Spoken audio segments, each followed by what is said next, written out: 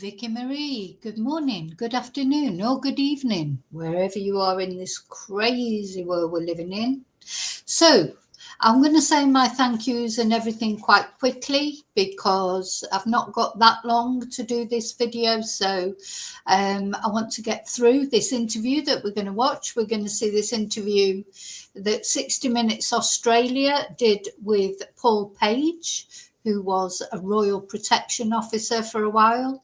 And I think it's especially relevant. This interview was done a little while ago, but I think it's especially relevant now with everything going on, with Andrew Windsor and, the fact that he's decided or someone's decided he shouldn't use his titles, etc. The Epstein affair that's not going away.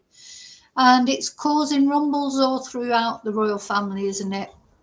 And I do think, it's important that we remember that to me, it feels like Andrew is being thrown under the bus by the rest of the royal family. They're not exactly whiter than white, are they? And but I think they're all sort of joining in unison against Andrew, and he's like going to be the scapegoat. I mean, he's done some bad things, of course he has, but he's not the only one, is he, in that family? So, I just feel like they're trying to.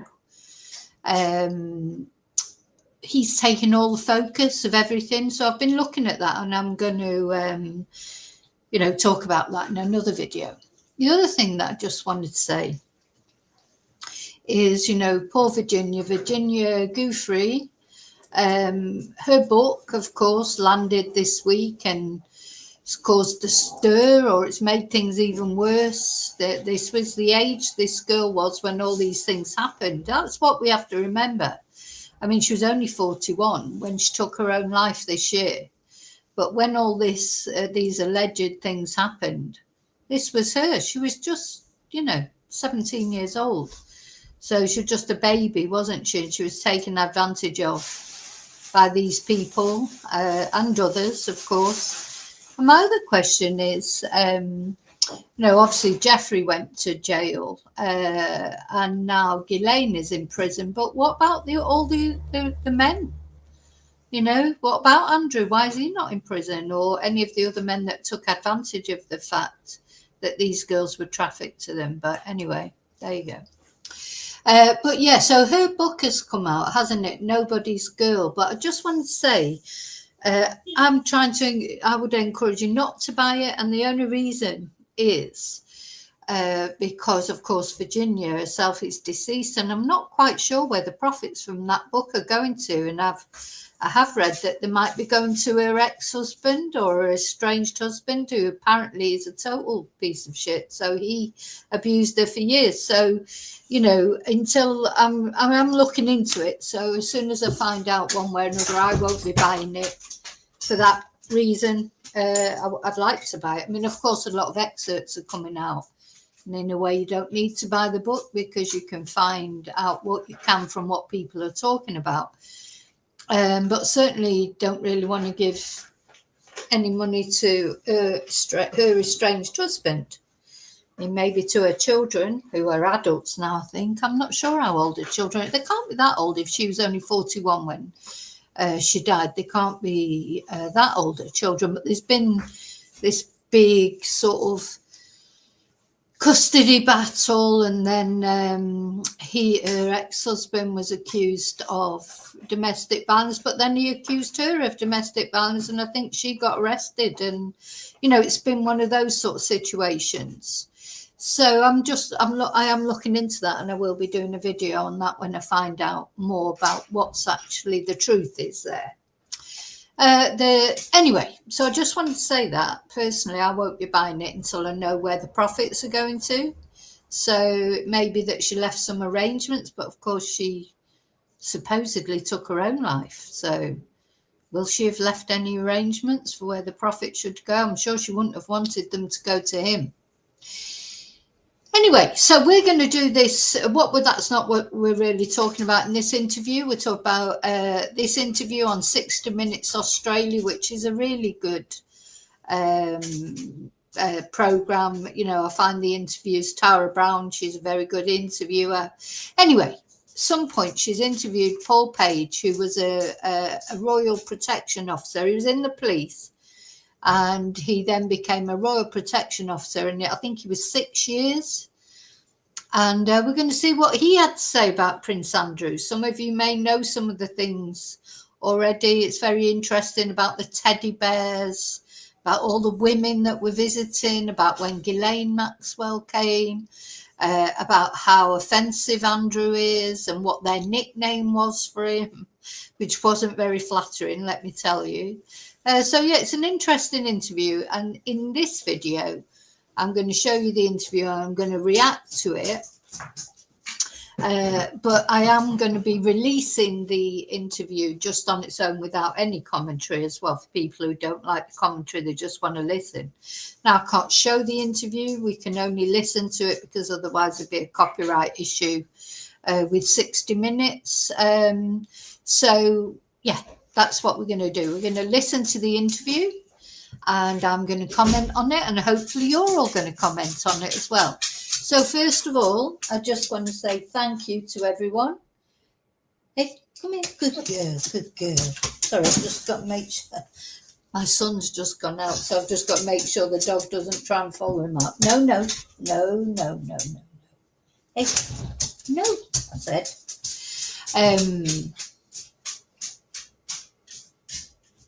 Hey, come here.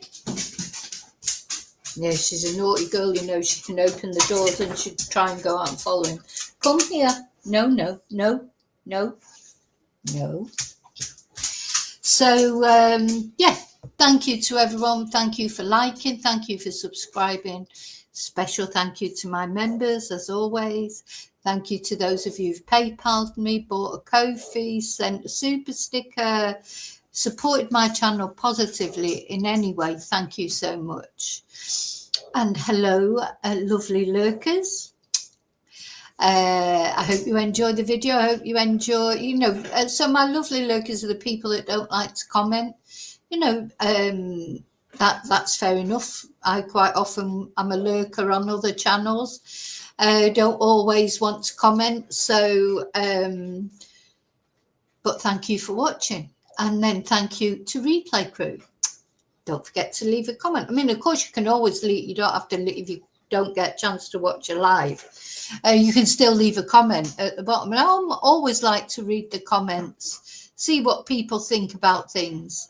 You know, just get people's ideas. Now, apparently, the monarchy itself has dropped below 50% approval for the first time. So I think it's on about 47% of people approving of the monarchy, which to a Republican like me is music to my ears. I would love to see the end of the monarchy. I think they're all as bad as each other. You know, Charlie Boy was in Rome, wasn't he, to pray with the Pope? He took his Bentley over there, didn't he?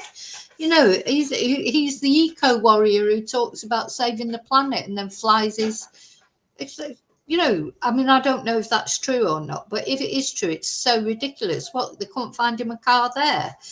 Anyway, never mind. And then, of course, Camilla, or Shamilla, the Wicked Witch of the West, she looked like it, turned up in the weirdest outfit you've ever seen, but it was very similar to the outfit that Princess Diana wore years ago when she visited the Vatican. So, yeah, that's a whole nother video, isn't it? Anyway, so we're going to get on with this interview. As I say, please leave your comments. Please let me know what you think as we go along. And I'll be, of course, saying what I think. Hey, hey. Sorry, God. Just the dog, I'm always nervous what she's doing because she can escape from anywhere. Okay, so let's have a look at this interview. So as I say, I've loaded it up on the YouTube channel. At the moment it's private, but after I've you know, after we've sort of reacted to it in this video, I'll be releasing the video on its own, you know, with no commentary, as I say, for those of you who prefer to watch it without commentary. So this is Paul. And this, of course, is Tara, who'll be interviewing him. And as I say, I'm sorry, I can't show you the video because I think that will definitely get picked up as copyright. But I can, we're going to listen to it. At Buckingham Palace. So I was based with the Royal Protection Command from 1998 to 2004. And my role was to provide armed protection to the Queen, Prince Philip and Prince Andrew when in residence at Buckingham Palace, and to oversee guests coming in and out, obviously following correct security procedures. Was it a job you liked? Yeah, it was a good job. I suppose police officers in this country would call it a cushy job, because you're not on the streets rolling about with drunks. You're dealing with, the royal family. Are they easy to deal with? For my time now. Now, it's interesting what he was saying about, I would imagine if you got assigned to the royal household after you'd been a policeman in London, can you imagine, especially nowadays where there's even more knife crime and things. Oh, God, you'd be thinking, this is a cushy job, at the palace or wherever, just sort of travelling around looking after royalty.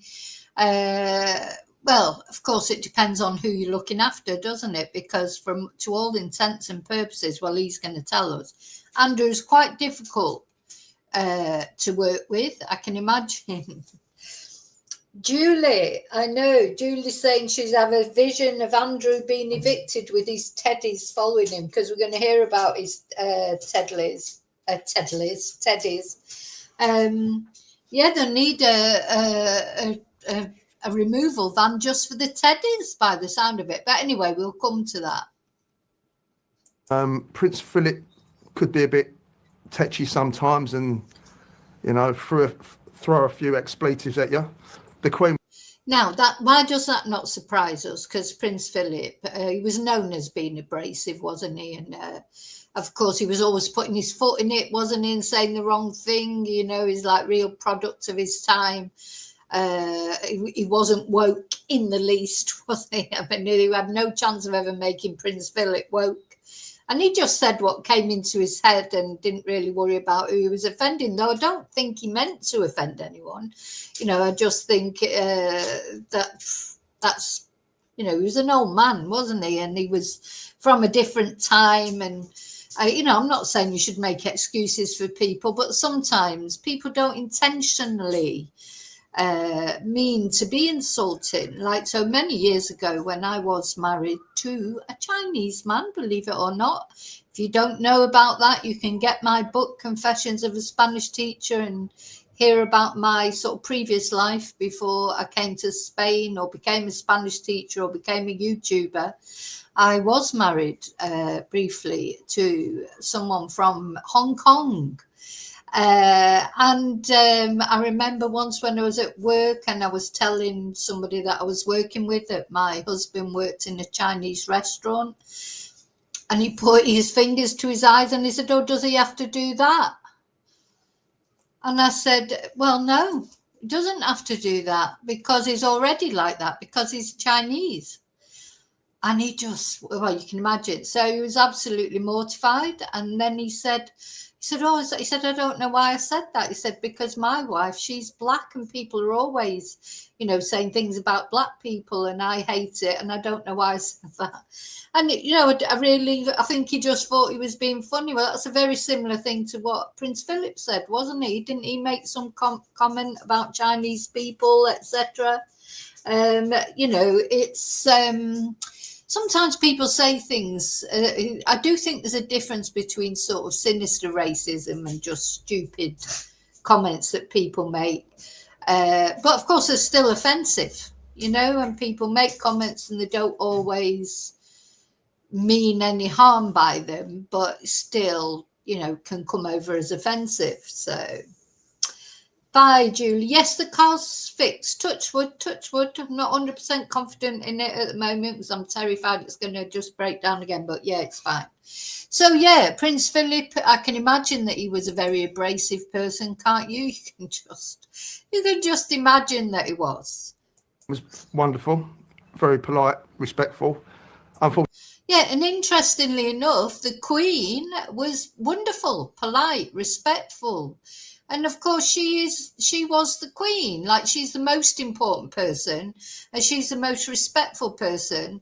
And all the men in her sort of entourage, like her husband, her son, rude. And you know what? Prince Charles is rude. We saw that when he was signing, what was he signing for? Was it to do with his coronation? When the pen wouldn't work and he got all aerated. He's rude as well. They're all the same. Now, William seems to be more polite and everything, but who knows what he's like in private life or whatever.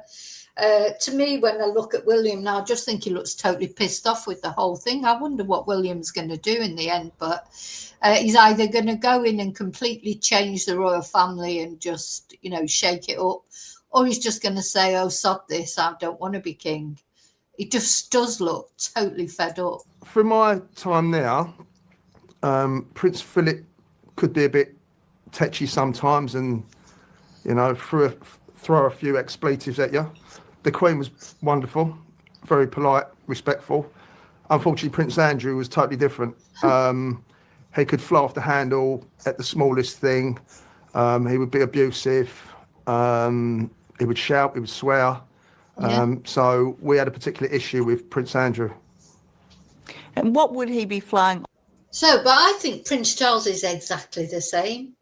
But I think, I've heard, and again, all these things are rumours, because people are too scared to come out publicly. He came out publicly, but most people are scared to come out publicly because there's a big ramifications if you say things about the royal family. Also, they all have to sign a no disclosure agreement, don't they? I don't know how he got around that. I don't know what happened there. But I heard that somebody even puts the toothpaste on Prince Charles's toothbrush. I don't know how true that is because, of course, he doesn't live with Shamilla, does he? They don't live in the same place, I don't think. They live separately, apparently, again, because of his moods, etc. I don't know if it's true or not, but, these are the rumours that fly around and there's normally no smoke without fire. But anyway, I don't know. So what else was I going to say? Oh, the other thing I just wanted to say about Andrew is, I was just saying to you not to buy Virginia Giuffre's book only because I don't want any money going to her abusive ex-husband. But there is another book that's just landed, isn't there, called Entitled. That looks like a very good book to read. But interestingly enough, in there, they say the guy who wrote it says that Andrew, from very young was abused, but I don't know by who he's saying that he was abused by, whether it was that Louis Mountbatten person or what. I mean, I don't know. I think he was 8 or something. He said something happened to him, and then was sort of sex active from 11. So I don't know, is that true? But nobody sued this guy to say that it isn't true. So I don't know. Okay, so that's a book though that might be interesting to read. But I just don't want Virginia's money going to her ex. Do you know what I mean? Oh, you're reading Entitled, Blue, right? Okay. You haven't got to that bit. Well, I saw him I've watched a couple of his interviews. I was going to play one of his interviews, but the bloody woman on it from the Telegraph, she just never stops talking. And don't get a chance to hear what he's got to say. So maybe I'll cut her out of it. Maybe I'll record it and cut her out. Off the handle about?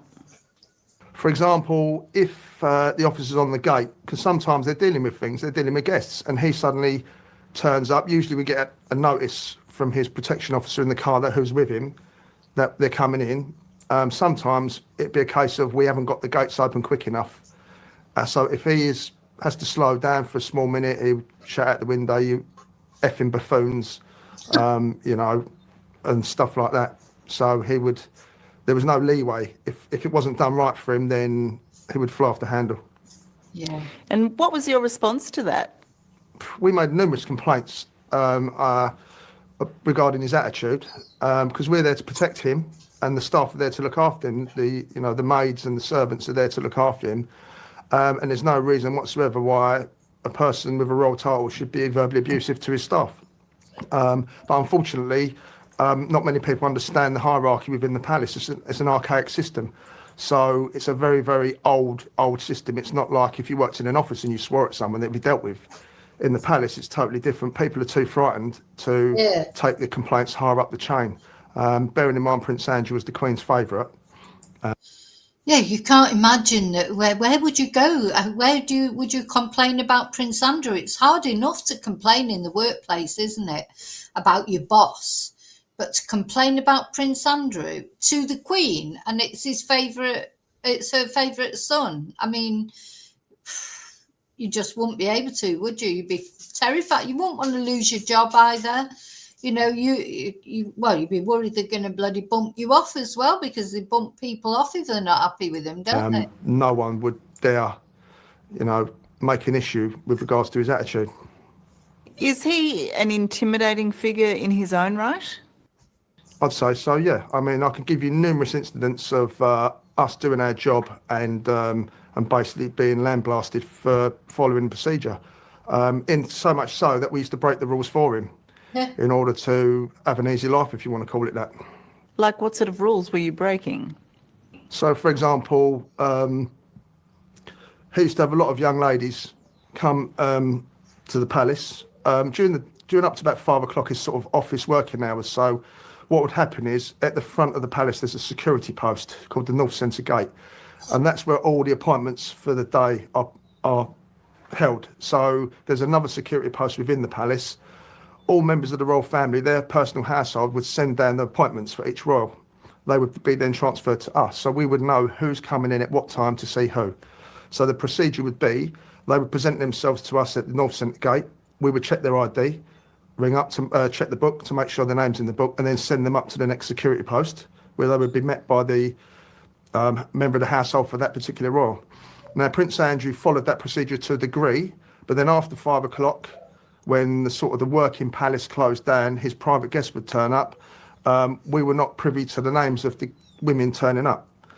So basically that would mean we were letting people in, we didn't really know who they were, which is contravening that strict security. I mean, imagine that, letting people into the palace that you didn't really know who they were. I mean, how do you turn around to Prince Andrew and say, oh no, I'm not doing that?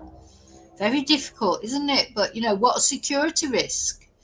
Now, you listen, if Prince Andrew or Andrew Windsor, if he wants to have women in there, I mean, he's had this sort of long relationship with Sarah, hasn't he? Like where he was married and then they split up, and now they seem to be bosom buddies, like living together in the same place. But it is a 32-room mansion or whatever. It's not like they're living together in a 2-bedroom flat somewhere. And, you think, God, how are they managing that? They're living in a massive house together. So they wouldn't have to see each other for a week if they didn't want to. So it's not like, other estranged couples are sort of, trying to save money, living together. It's nothing like that, is it?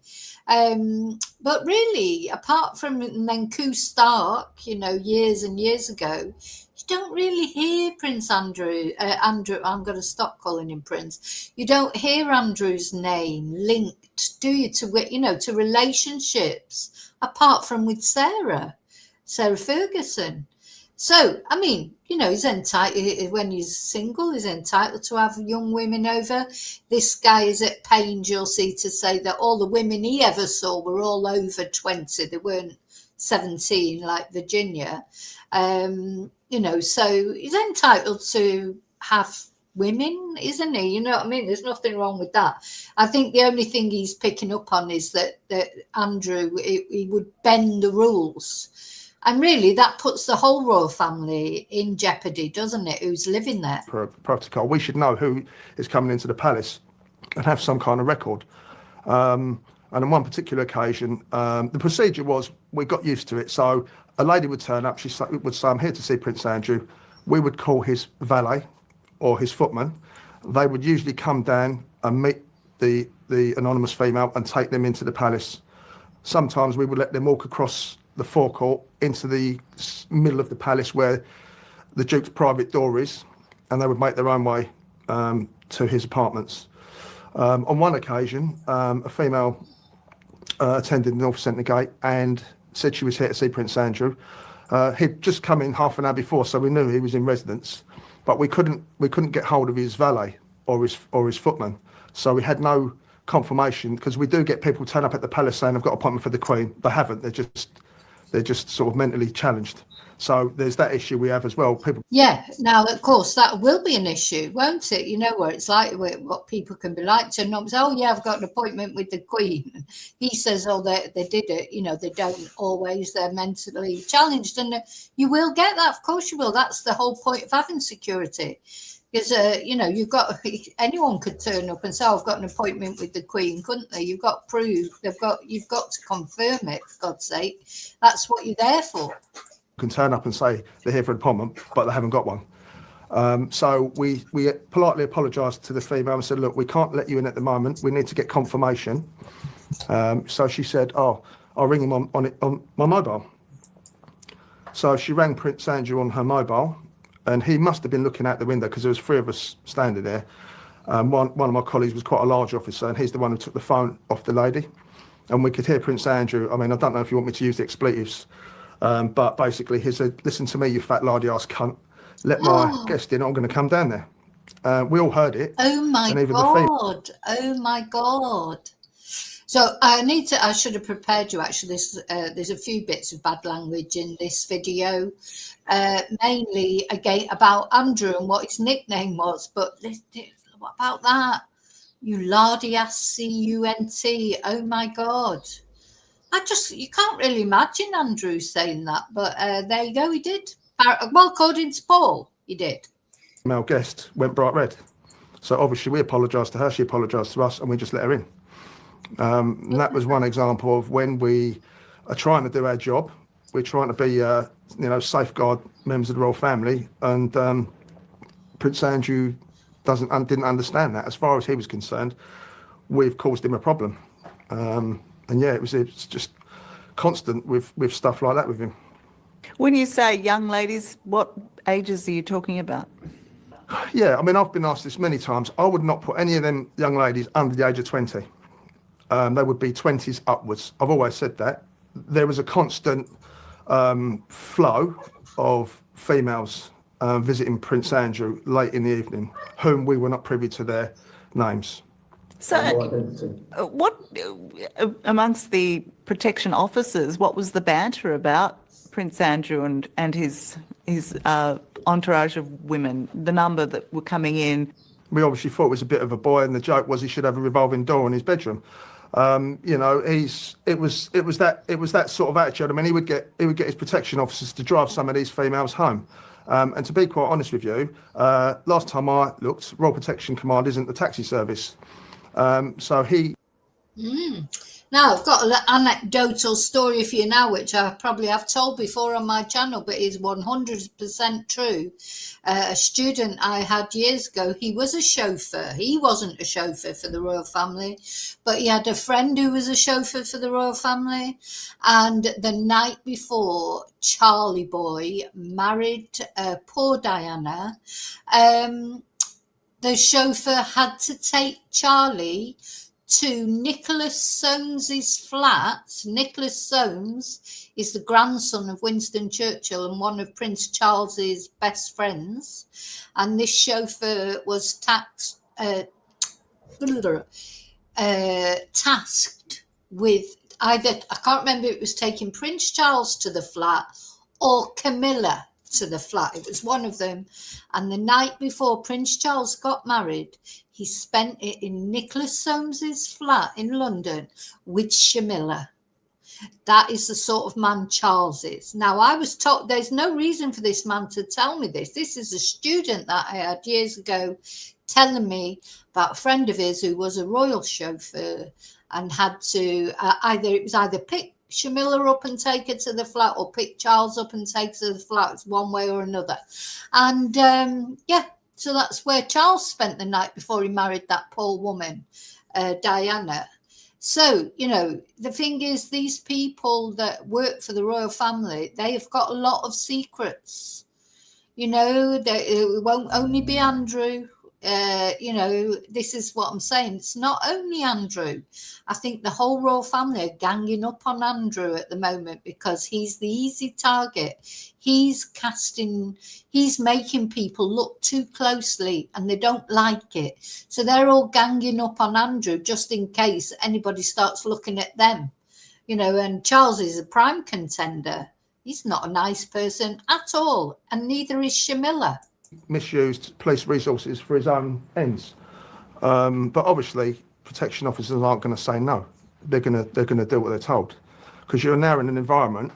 You're part of the royal household. You're not part of the Metropolitan Police anymore. You're now in that bubble, and your loyalty is to the royal family, and that is how it's perceived.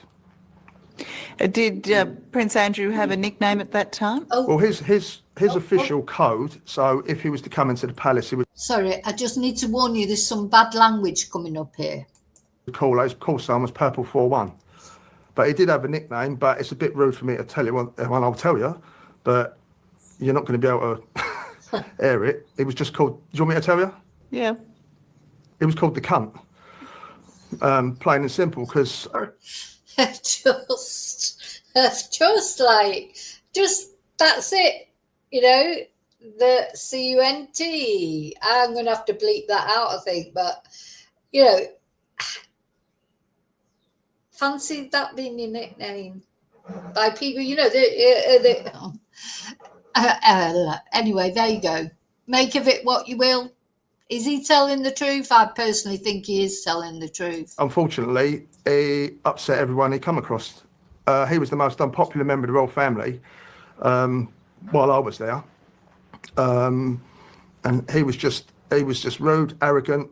I mean, his sense of self-entitlement was breathtaking. You know, police officers having to retrieve his golf balls in the back garden. I mean, what's that all about? You know. So he treated staff, you know, in a demeaning manner.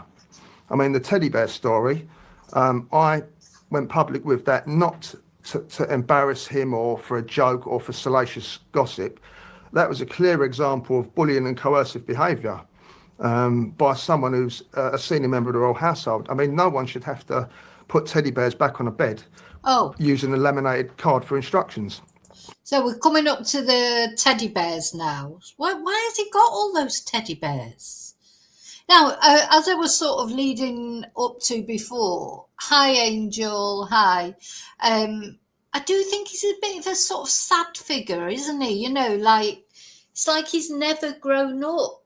You know, maybe he's got some autism or Asperger's or something, because he's not supposed to have any empathy for anybody else.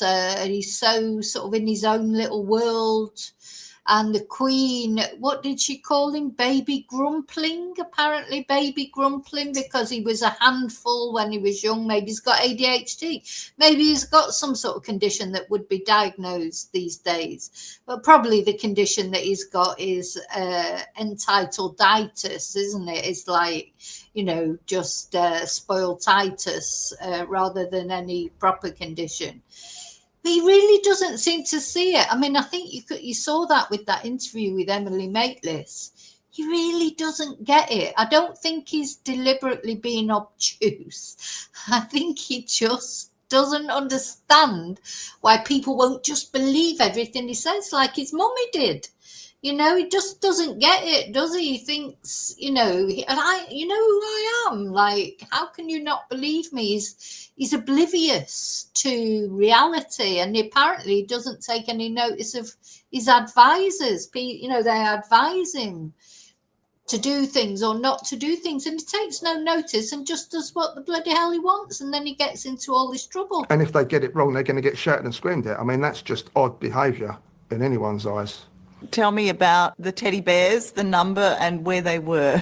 So the issue is the fact if I mean, say if you went home to your partner and he or she handed you a laminated card of all their shoes and said, I want them in that particular order every day. And if you don't get them shoes in the right order, then I'm going to shout and scream at you. You're going to think they're odd. You're going to think there's something wrong with them. So if you now transfer that to a senior member of the royal family, whose teddy bears had to be put in a certain position on their bed, and if they weren't, he would lose his temper and start shouting it. And they're only young maids. They're only young. You know, you're talking 18, some of them, and they've come down from different parts of the country, and they're living in flats within Buckingham Palace. So they're only kids, and to have to deal with someone like that who's verbally abusive and shouting is not right. So how I first come across that was every weekend the royal family go to their Windsor for the weekend. So the Queen will take her 10 dogs, get in her Jaguar, and she will go. Prince Philip will go separately, and then Prince Andrew will leave later on. So at the weekend, we go into their personal apartments and we check all their personal attack alarms. So obviously they've got a number of them dotted around their apartments in case an intruder came in. They can press the button and we will come. So we had to test all those, hence why we had to go into Prince Andrew's living quarters to test his. And obviously I was with an inspector at the time, and I think a couple of PCs or a sergeant. And he explained, we looked at all the teddy bears on the bed. We thought, okay, a 40-year-old man with about 50 or 60 teddy bears on his bed. All right, fair enough. And then he said, there's a card in that drawer there, and showed us the card. It was a laminated picture of all the teddy bears. And then he explained that if the teddy bears aren't put back in this certain order, Prince Andrew would start shouting and swearing at the maids. So obviously, God, that just the alarm bells are ringing then on that sort of issue. I mean, if that's true, I mean, then he's very childlike, isn't he? Because just the fact of having 70 odd teddies in the first place, for a grown man like that, for anyone really, it's a lot, isn't it? I mean, maybe he collected them, and maybe people would give him a teddy for his birthday because they knew he collected them. Sure, I don't know. But it reminds me of Stefan Stearns a bit. You remember Stefan Stearns, the horrible man that murdered Madeleine Soto? He was like a child, wasn't he? He was nearly 40 and he was playing Tamagotchi and, everything in it. Do you remember the big purple dragon, when he was saying to his mum, to find his watch, and it's in that the big purple dragon in the popcorn box, and his room, it was just full of children's things, and he was nearly 40 years old. So it is strange, isn't it? I mean, I like a teddy, don't get me wrong. I'm trying to think if I've got a teddy. I haven't got a teddy. I've got a Winnie the Pooh, but that actually is I've kept that from when my son was little. It was on a mobile that was above his cot. I've got like a tiger thing. And I have had teddies. The dogs have destroyed most of them, but but not 70 odd teddies. And I am a woman, at least. I think I'm going to start collecting teddies, actually. They are comforting. Teddies are comforting. I do like a teddy. Of why would anyone be that sort of, controlling? Why would anyone have 50 or 60 teddy bears on their bed? Well, apparently it was 72 more have come forward. So 72 teddies. So a maid has come forward after I did the RTV interview. She actually confirmed what I'd said, but said it was, I think, 72. So obviously I didn't stand around counting them all. I just estimated 50 or 60. I was 10, 12 out, which wasn't bad really. Pretty close, but still. Yeah, it was quite a good estimate. I'd love to see that laminated thing. In fact, I'm going to put the interview back on play. I'm going to see if there's a photo of it anywhere. Surely somebody somewhere along the line has took a little sneaky photo of that laminated teddy, showing everybody. Do we have any answer as to why he has so many? No. I mean, I think what happened was he got quite a lot of stick over that. But the bottom line is it comes down to, we didn't really know much about coercive and bullying behaviour 20 odd years ago. And, it's only recently that people, in domestic violence situations, have come forward and people are starting to analyse what could be construed as coercive behaviour. So looking back to me, that's definitely something that's not right to have staff put stuff, teddy bears back in a certain order, otherwise you're going to lose your temper. That's just not right. That's the whole issue that Prince Andrew has, really, that he needs to talk to someone about, I think. If I can just get you to give me your observations of one of Prince Andrew's particular guests, Ghislaine Maxwell, what did you observe about her in terms of visiting Prince Andrew? So I first became aware of Ghislaine Maxwell in, I think, 2000, 2001. When I told you about the Privy Purse office rings down and gives us all the appointments for that day, and we write them in the appointment book. On this particular occasion, my colleague, a police officer in the Privy Purse department, he gave me the list of fixtures for the day, and then he said, there's a guest coming at lunchtime, 1 o'clock, for Prince Andrew, but don't put her name in the book. So I said, okay, why? He said, it's Ghislaine. Right, so sorry, just while we're just coming to talking about Ghislaine, but I just want to show you that I don't know if this is the actual sketch or not. It says, maids had sketch of exactly where Andrew's teddy bears had to go on his bed. Teddy with necklace, hippo in middle of blanket, Teddy holding a heart, daddy. I mean, that's fair, kids. The kids have probably bought him teddies. Oh, he's got Black Panther, a grey hippo, Prince. I mean, I don't know if that's... where is the sketch? Where's the actual sketch itself? I don't know that that's actually it. But I'd like to see it. I'd like to see it. I mean, we all like, we all like, oh God, there's so many.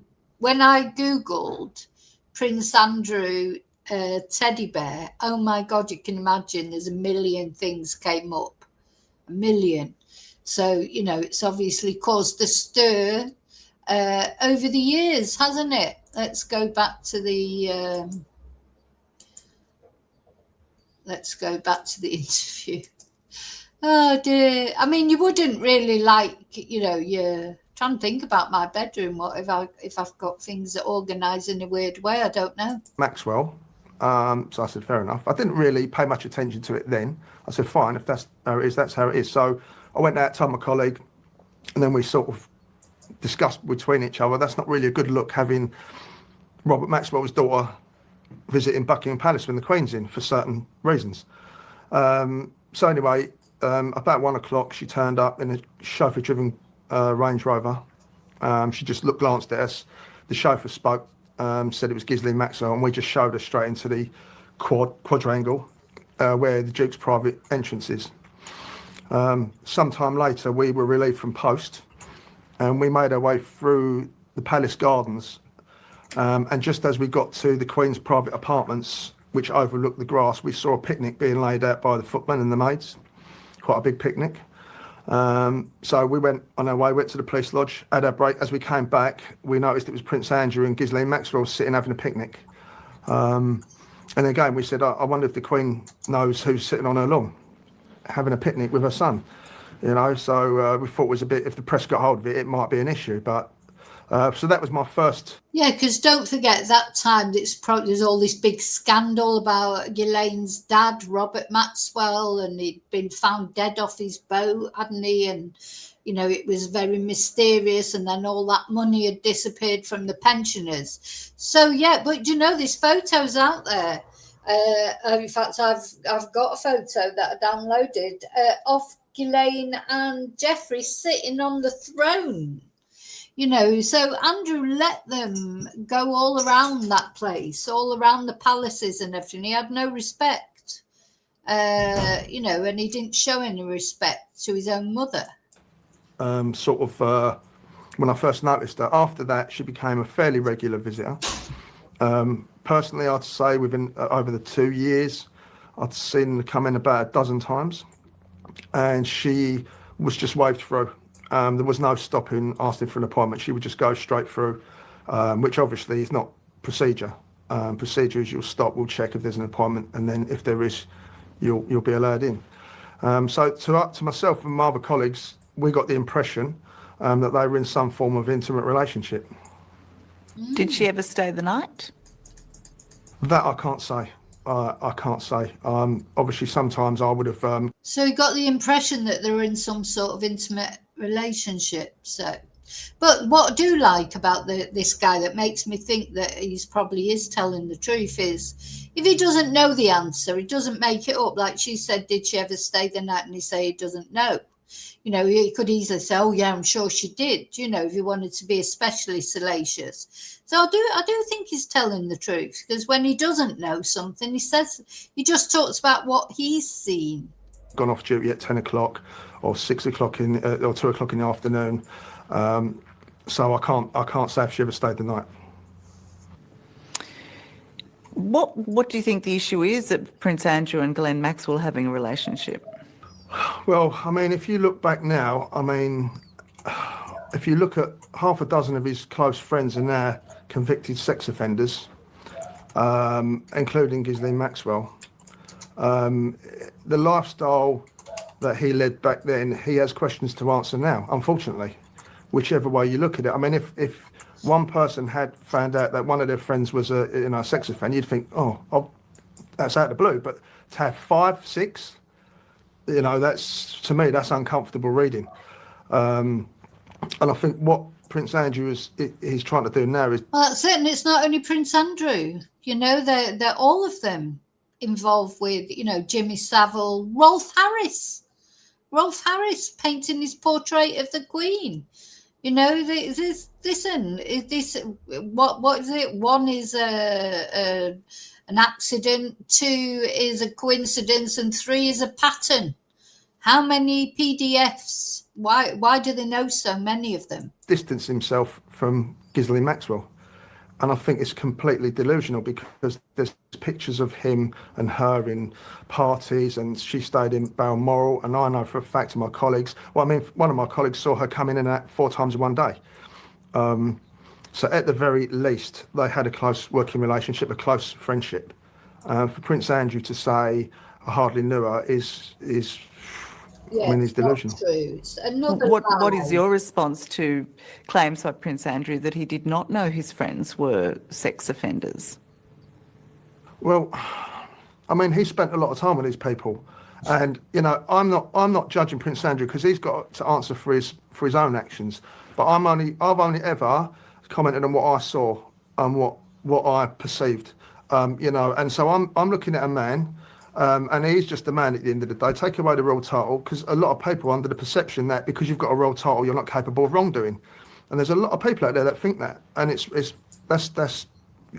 you can't live your life like that, thinking people. That's how Weinstein and Epstein got away with what they did, because people thought they were so rich and powerful they wouldn't be doing stuff like that. Well, Prince Andrew, with what I saw with young ladies coming in and out, we weren't allowed to know who they were. We got the impression he liked the young ladies because he was in his 40s at the time,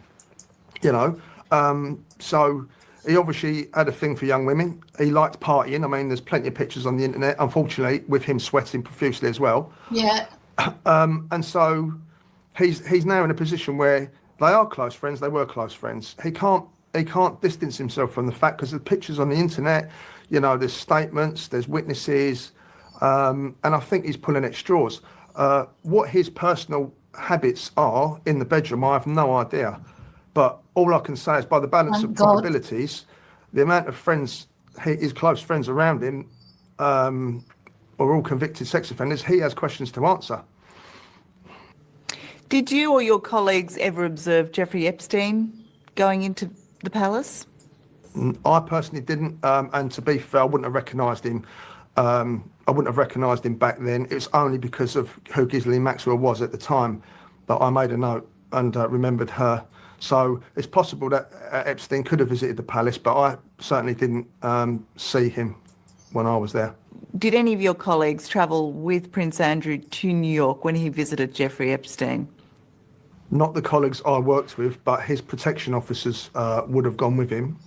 And basically, because he's a senior member of the royal household, that trip would have been planned from an office within the Royal Protection Department. They would have contacted the state police or whoever runs protection in New York and given them the prince's details of where he was staying, his travel arrangements, for the purpose of the Americans checking out the address to make sure it wasn't owned by Russians or anything like that. Well, obviously it would have come back that it was owned by Jeffrey Epstein, who was a convicted felon. And even though Prince Andrew knew this, and he would have been made aware of this by the protection team and probably the royal household, he still went against advice and visited. Yeah, there's no way that Andrew went over to visit Epstein and nobody knew in the palace that he'd gone. How could that be?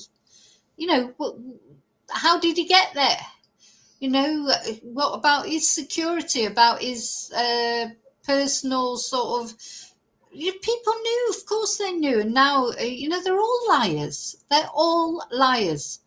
Epstein for 3 days. I'm going to get my Pinocchio thing out. You're saying that the royal household would have been red flagged on this? Yes, I mean, they should have been, definitely, because Of course they any would. member of the senior household, a royal family, when they go abroad, as I said, it all has to be planned, even if it's an unofficial trip. He's the Queen's son, so he would have to have checks done on the premises. As I said to you, that he would get a team of protection, government protection probably, on the other end to pick up and assist his officers. So there's a lot of things behind the scenes. It's not just him flying out and no one knows where he's gone. They need to know where he's staying, where the nearest police station is, where the nearest hospital is, what teams are going to take turns on looking after him, and all those factors come into play. So my issue is that once Epstein's premises and the fact that Epstein was a convicted felon was flagged up through the American side to our side, then surely they would have told Prince Andrew this, and they probably would have told the household. But Prince Andrew, being Prince Andrew, obviously clearly ignores advice and has gone to visit a convicted felon on his own bat. But who in that household would know? I mean, would mum and dad be told about this? Would the Queen know? Again, I'm not too sure if there's anyone who's got the guts to speak to the Queen about it. I'm pretty Yeah, I mean, it's like they think that she might chop their head off or something. If she says, oh, by the way, Mum, you know, your son has just flown off to visit convicted paedophile Epstein. He's staying at his house for 3 days. But then you can't believe that the Queen wouldn't know what was going on, surely, or certainly the royal household knew. Whether she personally knew, I don't know. sure if the Queen knew, she would have said no. Pretty sure she would have said no. I mean, as I said to you, if you understand that Prince Andrew is a very intimidating figure, so you know he's not the type of person to cross within the royal household. There's many instances of him being abusive and bullying staff. I mean, a lot of people have come out recently with their stories. So he's an intimidating figure within the royal family, and so no one's going to stop him from visiting Epstein, and they didn't. But the problem he's got no defence. No normal person, no reasonable person would visit a convicted sex offender, especially for 3 days. In regards to protection officers travelling with Prince Andrew, would somebody have travelled with him to Jeffrey Epstein's island? Would they have been privy to what was going on that island? Right, protection officers go everywhere with Prince Andrew, as they do with most senior royals. They go everywhere. So he would have had a protection officer or two, depending, wherever he went. So would they have been privy to anything that went on in there? I'm not too sure, because they might have had their own quarters. So they might have had a building or somewhere away from where Prince Andrew was with Epstein, etc. So they may not have been privy. Look, maybe they were away from him and did, but you're saying that they were on that island and they didn't see all the young girls and what have you roaming around. But of course, couldn't say anything, could they? They've signed a non-disclosure agreement. They're not going to say anything. They're the ones that will get into trouble if they do try and bring things up. But there's no way, I don't think there's any way that Andrew went anywhere without at least the... everything would have to be vetted, wouldn't it? You know, I know he wasn't the heir to the throne, so it's not the same as Charles, because he wasn't the heir to the throne, was he? But wasn't he at that point, though? He was second in line to the throne, was it? Or was that before William and Harry had been born? I don't know. I'm not very good with dates and things. But you cannot believe that he would have gone anywhere without the palace knowing about it one way or another, you know, and maybe just not really taking that much notice of what he was doing. That's a possibility, isn't it? to anything that had gone on. Why do you think no one's come forward to say, yes, we saw Prince Andrew with Virginia Giuffre at Tramps nightclub, we saw him dancing with her? I mean, it's a long time ago. That's the first thing. The second thing is, yes, they might have recognised Prince Andrew, but do you really take notice of the people around him? You'd be looking at Prince Andrew most of the time, and I think that's the problem. Again, with protection officers, there's been requests for their notebooks, so they make notes. If they're going to go out with the royal family, they're going to make notes where they're going, what places they've been to. Well, these books are kept for probably 6 years, maybe 8 years maximum, and then they're destroyed. So any sort of police records, I suggest, are destroyed. In fact, a colleague of mine who came forward, who says that he believes he was on duty on the night in question and that Prince Andrew came back to Buckingham Palace that night. Yeah, so a colleague of mine came forward. I spoke to him and he went to the press. Basically, he believed that on the night in question, he was on duty and Prince Andrew came back unexpectedly to Buckingham Palace, because once the royals go, we know they're out. They don't come back. They're gone. They'll go to wherever. And on this particular occasion, they turn up out of the blue. And for some reason, my colleague was pretty sure it could have been the night in question, but he applied for his duty records and they'd been destroyed apparently. So when you say the night in question, what do you mean? The nightclub incident. It stuck in his head, and unfortunately, he's too frightened to come forward and be identified. He's frightened of the backlash. He's frightened of scrutiny. Same with other colleagues that I've worked with. They're the same. They've got businesses, and no one wants to get involved. I'll be honest with you. You're going up against the royal family, so there's a lot of fear amongst ex-police officers of coming forward. They've signed non-disclosure agreements as well. So they're worried about that. They're worried about their pensions. There's a lot of people out there with information that are just too frightened to come forward. So do you believe that there is information there that would support Virginia Giuffre's claims against Prince Andrew, that your colleagues are witnesses to something, but they're just too scared? You know what? I honestly couldn't say whether or not there'd be witnesses to that incident or Virginia Giuffre, but they would certainly have information about his whereabouts, possibly, his comings and goings. We've discussed it many times, but as I said to you, no one wants to, come forward. They're just too concerned for their own safety and their own sort of, not safety as in they think they're going to get harmed.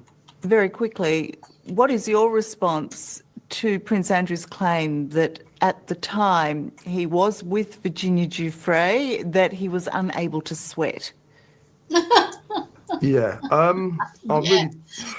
think with Prince Andrew, from my own personal 6 years that I was working there, I can honestly say that he's been protected by the royal household and the royal family.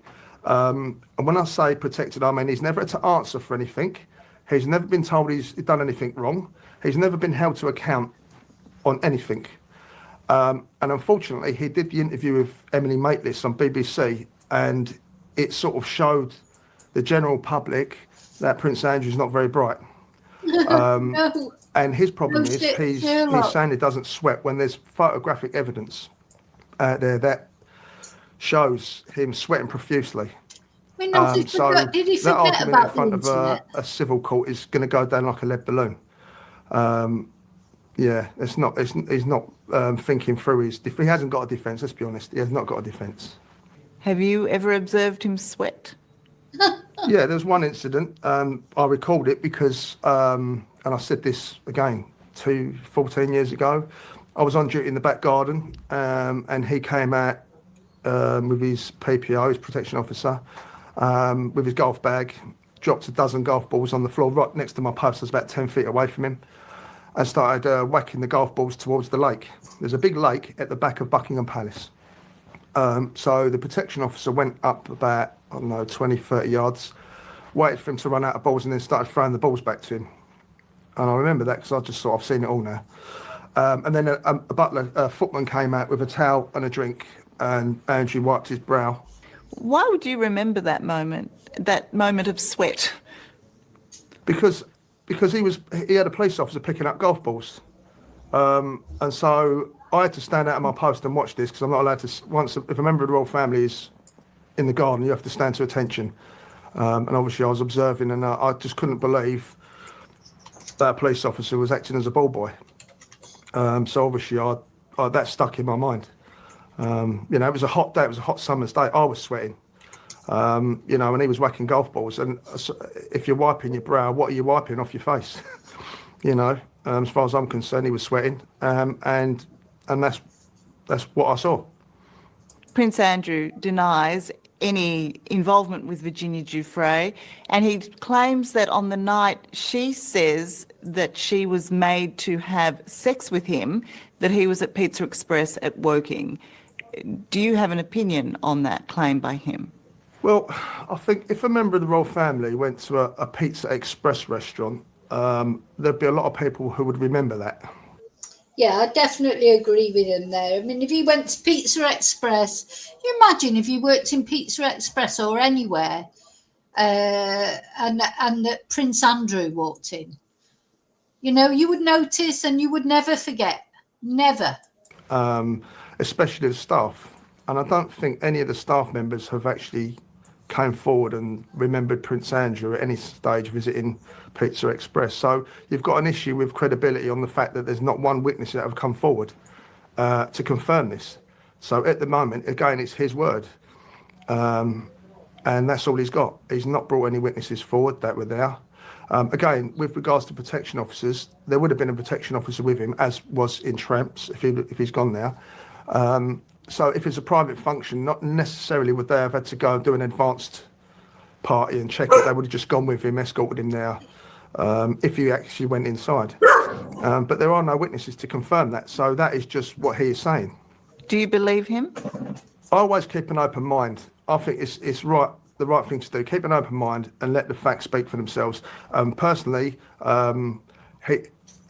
he's shown himself to be dishonest in the things that he's saying, particularly the sweating and the other things he's come out with. The Epstein, I went there to say goodbye to him. I mean, that's just ridiculous. I mean, who's going to believe that? He's got a credibility issue now. So I believe that he's got questions to answer, and I believe he's going to have a problem when he goes to court, because he's never been challenged before. And this time he's going to be challenged by a legal team that know what they're doing, not an interviewer, and that's a totally different ballgame. If Prince... No, of course he hasn't gone to court. He's never going to go to court. They were obviously expecting he was when this interview was done. And he could help with the victims, and, if he's... I mean, he's obviously not innocent. Andrew's just gone about it all wrong, the wrong way. He should have held his hands up and said he didn't realise Virginia was only 17. And we do have to remember that in the UK, 17 is a legal age. It's illegal in America. And still, it's not very nice, is it? To think of him with a young girl, and Virginia was definitely trafficked. But I think Melania was trafficked too. Melania apparently was with Epstein before Trump. I think she was trafficked. And, Andrew he could help the police. And that's the only way he'll get his reputation back, in my opinion. Andrew wanted to go to Woking. He wanted to take his daughter to Pizza Express. Could he not do that without a protection officer, without the royal household knowing? Oh, yeah. I mean, the royal household don't know his every move. I mean, that would be down to his PA. They would have his appointments book and write down where he's going for that day. His day would be organised. So they'd say at 6 o'clock he's going to Pizza Express, so they know where he's going. And not forgetting, if he's leaving Buckingham Palace and he's going to be staying at Windsor, then all the maids and all the servants would have to know, so they can prepare his bedroom and prepare his meals, so they would be ready for him as a guest, on that particular day. So potentially, are there notebooks within the palace? It's 20 years ago, they may well have been destroyed, but it would have obviously, like the PA would have had a notebook where she would have wrote down, times and places that he visited. But PPOs, protection officers, will always be with him wherever he went. Yeah. So if he went, to the shops, they would go with him. So what you're saying is that there at least was, and there may even still be, a paper trail that would show if Prince Andrew went to Woking or not. Well, potentially. As I said, it depends on what records the royal household keep. I mean, I suggest if there were any records, they're not going to be about now. Metropolitan Police, for police records, I'm pretty sure it's between 6 and 8 years they keep them. So any potential evidence within notebooks from protection officers would have been destroyed. So the only paper trail I could see potentially is his personal assistant at the time, who would have had diaries of his movements on each day. Would he or... Look, there'll be loads of people out there who know exactly what he did that day. Like he says, maybe personal assistant or whatever. They're not going to come forward. Well, that really tells you that he's lying as well, because if he wasn't lying, they would come forward. You know, because whether they've signed an NDA or not, he would want them to. If he was telling the truth, he could produce his personal assistant or produce his security person who took him in the car to the Pizza Express or whatever. He could produce those people. But the fact that they're not being produced, to me, says it is not true. Because if it was true, he would have produced the people that could prove it was true. And he hasn't. She have kept them for so long? Maybe. I don't know. Paul, what motivates you to speak out? Basically, obviously, I got myself into a lot of trouble when I was a Royal Protection Officer. I basically was dealing in shares. I became... No, I was going to tell you a bit about his history now. He's not blameless. He's not innocent. So, you know, he's got himself into trouble. He's going to tell you all about it. And then, you know, it's up to you whether you believe what he said about Andrew or not.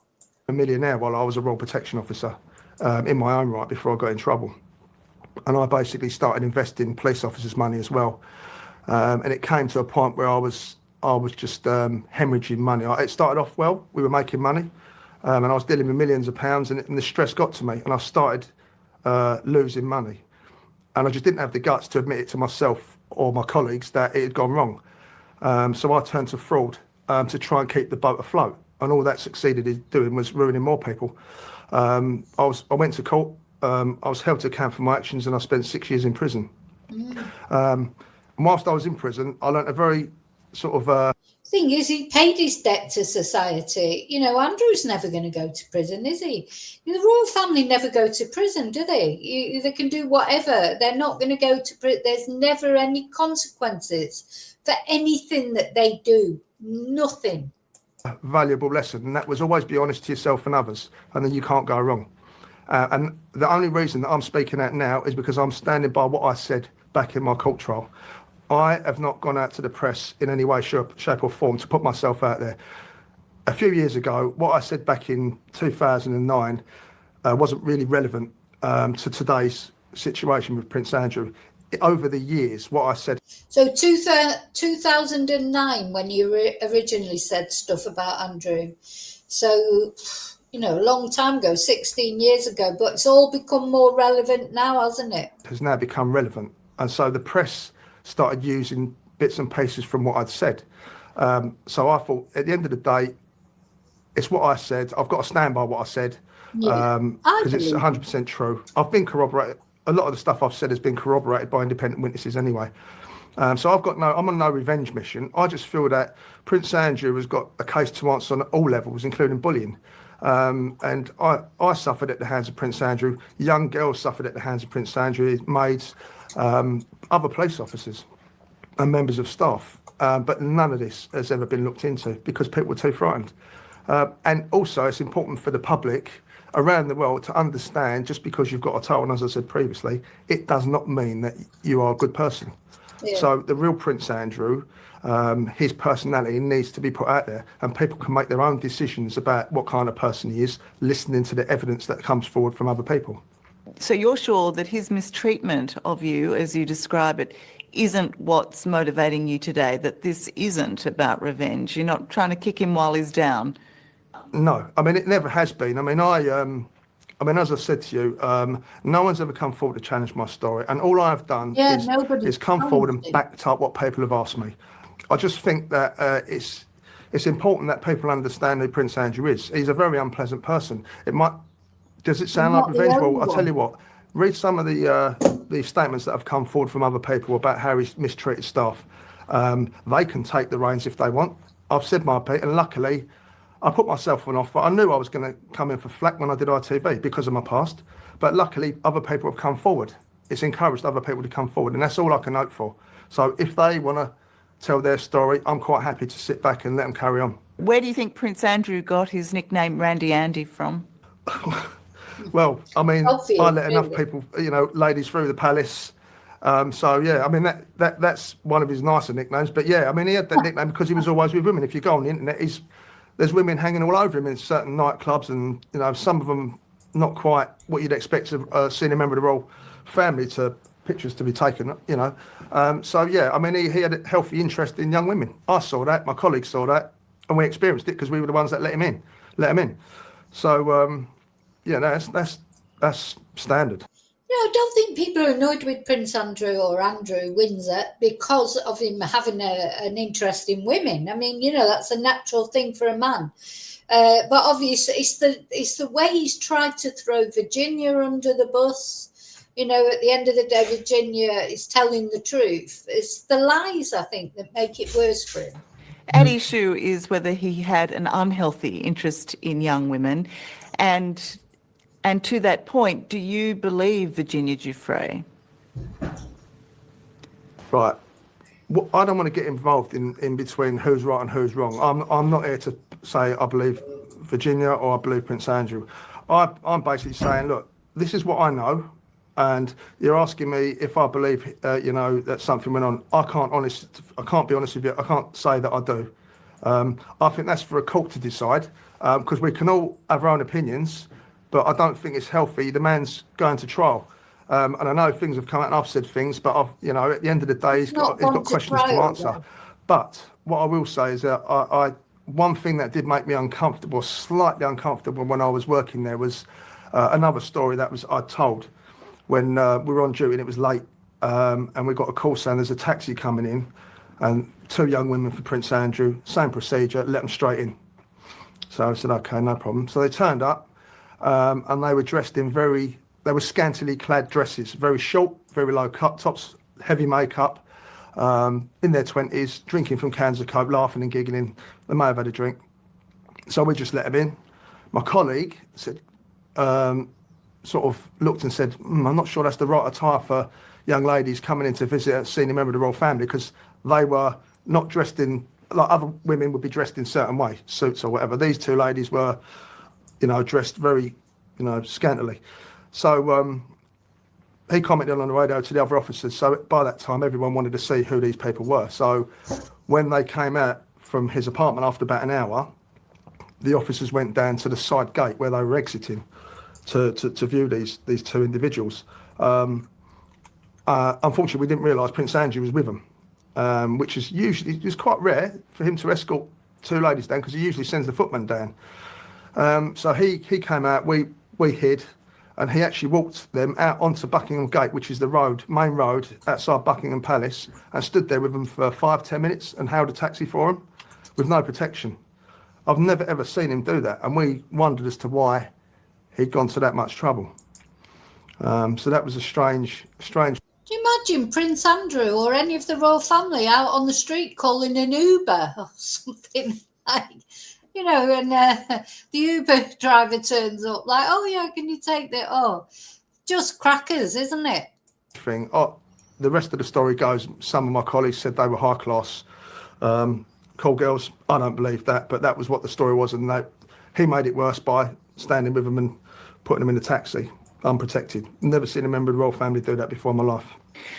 Who paid for the taxi? Can you imagine it? So what's he going to put on the expenses form or whatever? Oh, Uber for my 2 female friends that have just come for an hour here to spend an hour with me in their scanty dresses. Oh, mummy, I needed an Uber for my friends. Yes, can you pay that taxi for me, mummy, please? Why do you think these people's names weren't recorded? Why was it important that there was no record of who entered the gates of the palace? I don't understand why he would be so secretive. I mean, the trouble that I'm having thinking about it now is the position he finds himself now in. I mean, who were we letting in back then?